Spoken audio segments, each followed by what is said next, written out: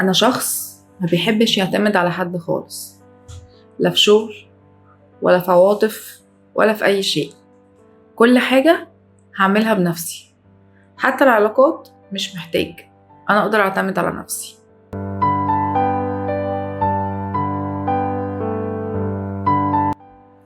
عمرك قابلت شخص له الصفات دي؟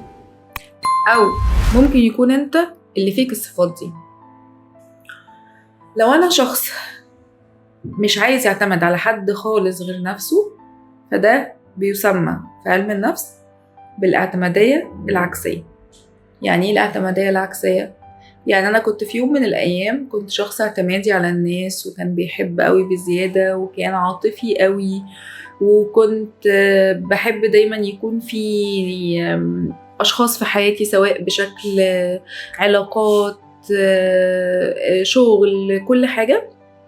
بعدين لقيت إن أنا أخدت على دماغي كتير، وحصل لي مواقف كتير قوي وحشة، فقررت إن أنا مش هحب، أنا مش هتعلق، أنا مش عايز أعتمد على أي حد خالص، علشان أنا خايف من الخذلان، خايف إن أنا يتم نبذي في أي وقت، وإن أنا لما أكون محتاج حد قوي ما يكونش موجود، أو إنه يذلني باحتياجي ليه. وده يخلينا نتكلم عن يعني إيه اعتمادية عاطفية أصلا. الاعتمادية العاطفية هي نوع من أنواع الارتباط العاطفي السام بالأشخاص. السام للأشخاص إزاي؟ يعني أنا ببقى من كتر اعتمادي على الشخص اللي قدامي، الشخص اللي قدامي بيبقى حاسس إنه متضايق من العلاقة اللي أنا فيها ومش مرتاح، بيبقى حاسس إن الشخص المقابل توكسيك جدا بالنسبة له، لأن أنا طول الوقت عايز منه مشاعر وعايز منه حب، ودايما بطلب اهتم بيا، خد بالك مني، انت ما بتاخدش بالك عليا، وشكاوى كتير قوي، اصل انت ما بتحبنيش، اصل انت ما بتاخدش بالك مني، وتعلق، ما تسيبنيش لوحدي، ما تقفلش تليفون، خليني معاك على طول، بزيادة قوي، لدرجة ان الطرف المقابل بيتعب وبيزهق، فبيبدأ ان هو يتخلى ويمشي من العلاقة دي. ويتكرر معايا الموضوع مرة واتنين وتلاتة لحد ما اوصل لمرحلة لا، انا خلاص قررت ان انا ما اعتمدش على حد تماما، وان انا اكون معتمد على نفسي بس، وان انا ما حاولش ان انا ادخل في اي علاقات، لدرجة انه لما يجي حد يقرب مني انا بعامله بمنتهى الجفاف، بعامله باسلوب وحش جدا، بحسسه ان هو ملوش اي 30 لازمة، وبكرر ده كتير. اقعد اقول له على فكرة انا خلاص اتعودت ان انا ما بتعلقش بحد، انا خلاص ما بقاش بيفرق معايا الناس، انا فقدت الثقة في الناس، فقدت الثقة في الحب. واقعد اكرر ده كتير على مسامع الشخص اللي قدامي، اللي هو نفسه يكون موجود معايا ونفسه يكون على علاقة بيا سوية، ولكن لا، انا برضو مش هحسسك ان انت ليك قيمة، ومش هحسسك ان انت ليك لازمة. فبرضو ببقى شخص سام في حياة الشخص ده، وبأذيه نفسيا، وبوصل له قد ايه انت منبوذ، وقد ايه انت ما تستاهلش ان انت تتحب. الحل هو التوازن. احنا محتاجين العلاقات في حياتنا، وخلينا نعترف بده، بس برضو لازم نعترف ان تسرعنا في الاول خالص في ان احنا ندخل في علاقات مش مناسبة لينا، او تسرعنا في ان احنا نثق في الشخص اللي قدامنا بشكل كبير، او ان انا شخص طول الوقت عايز مشاعر باستمرار، وفاضي من جوايا، ومش عارف نفسي كويس، ومش عارف قيمتها، ودايما عايش على طاقة الأشخاص اللي حواليا. ده برضو ما كانش صح، وإن أنا محتاج إن أنا أكون متوازن في النص، أبقى عارف إمتى بقعد مع نفسي وبتكلم معاها واخد منها طاقة وأبقى واثق فيها وأكون مقدر نفسي، وإمتى بستخدم أو بستوعب الطاقة بتاعت الآخرين، وبختار الأشخاص المناسبة بالنسبة لي واللي شبهي اللي ممكن ناخد وندي مع بعض فناخد من بعض طاقة، من غير ما اضغط على اللي قدامي طول الوقت. كلمني، اهتم بيا، خد بالك عليا، انت مقصر، انت كذا، من غير ما أبقى متجاهله تماما ومش مديله أي اهتمام.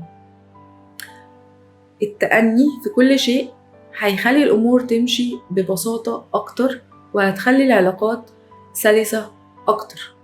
فسواء أنت كنت من الأشخاص المعتمدة قوي بزيادة على الناس اللي حواليها لدرجة إنهم بدأوا يتعبوا من ده وبدأوا يهربوا منك وبدأوا إن هم يتجنبوا مكالماتك وبدأوا إن هم مش قادرين يتعاملوا معاك، أو لو أنت من الأشخاص العكس بقى ده، اللي هو مهما الناس تكلمك انت مش بتحاول ان انت ترد عليهم، مش بتحاول تتجاوب معاهم، مش بتحاول تكون معاهم في علاقات. لو حد جه وقالك انا بحبك او معجب بيك، بتلاقي نفسك قفلت منه وتلاقي نفسك بتهرب منه ومش بتديله الاهتمام او المعاملة اللي هو يستاهلها في الوقت ده. فانت برضو بتعاني وبتخلي الناس اللي حواليك تعاني. الحل هو التوازن، اللي هو طبيعة الحياة خد وهات. لا أفضل أخد على طول باستمرار وما أديش، ولا أفضل أدي على طول وما أخدش. الأخذ والعطاء، بستقبل عادي الحب وبستقبل عادي العلاقات الحلوة، وفي نفس الوقت ببعت مشاعر حلوة بتوازن بهدوء. بكون معتمد على نفسي في أوقات كتيرة جدا إن أنا أكون بحب نفسي وبقدرها وباخد بالي منها، وفي نفس الوقت بقدم الحب والتعاطف للناس اللي حواليا من غير ما أكون في حالة من الضغط النفسي، يا إما محتاج قوي يا إما مقفول قوي وبصد قوي. وفي النهاية لو أنت في علاقة مع شخص هو معتمد عليك عاطفيا، أو بيحاول يتجنبك بقدر الإمكان وبيحاول يتجنب إن هو يتعلق بيك، تأكد إن الشخصين دولت أي نوع فيهم هو كان بيعاني قوي وتعب قوي في حياته وشاف حاجات من أول طفولته كانت هي السبب في إن شخصيته تبقى فيها اللخبطة دي كلها. فأنا بطلب منك إن أنت بتوازنك أنت هتساعد اللي قدامك يكون متوازن.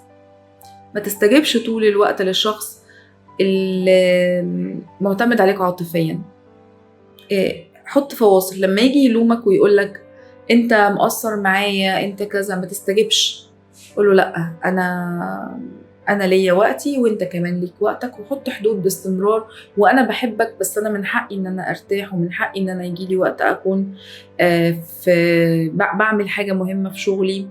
بحط حدودي بس في نفس الوقت بعبر له عن حبي. هو محتاج كده، محتاج يحس انه محبوب حتى في الوقت اللي انت بعيد عنه.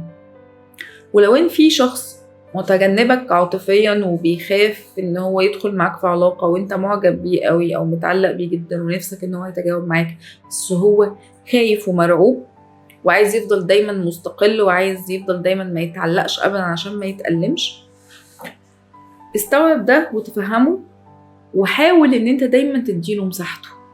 اديله مساحته وخلي دايما اديله الحدود اللي هو نفسه تكون موجودة. الشخص ده هيرتاح وهيفضل موجود طالما انت مش بتضغط عليه بزيادة انه يكون معاك في علاقة. ده لو انت فعلا بتحبه وعايزه يفضل موجود، فانت ما تضغطش عليه، لان كل ما هتضغط عليه ان هو يقرب منك قوي كل ما هو هيصدك بزيادة. فكل ما العلاقة تكون متوازنة، كل ما الشخص المتجنب او اللي عنده اعتماد عاطفي عكسي هيبقى متجاوب معاك اكتر ومطمن معاك اكتر.